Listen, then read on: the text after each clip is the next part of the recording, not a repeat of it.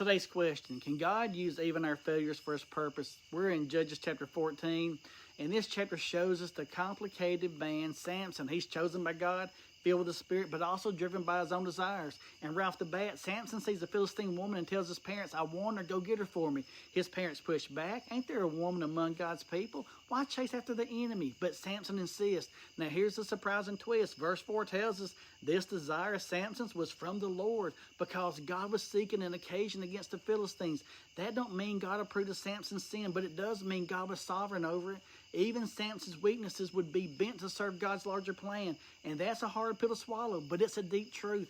Our sin never surprises God, and he can even weave our messes into his purposes. On the way to see this woman, Samson gets attacked by a lion. The Spirit of the Lord comes upon him, and with his bare hands, he tears that lion apart. Nobody had seen strength like this before. Later, when he passes by, he sees bees that made honey inside the carcass. He scoops some out. He eats it. He gives some to his parents, but he don't tell them where it came from. Why? Because as a Nazarite, touching a dead animal broke his vow. So right away, we see Samson's calling and his compromise sitting side by side. Strength mixed with stumbling.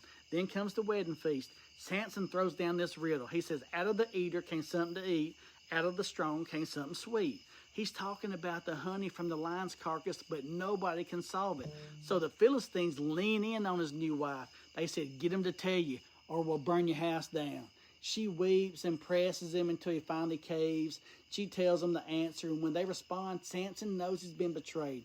And what's he do? The Spirit of the Lord comes on him again. He strikes down 30 men at Ashkelon. He takes their goods. He uses it to pay the wager.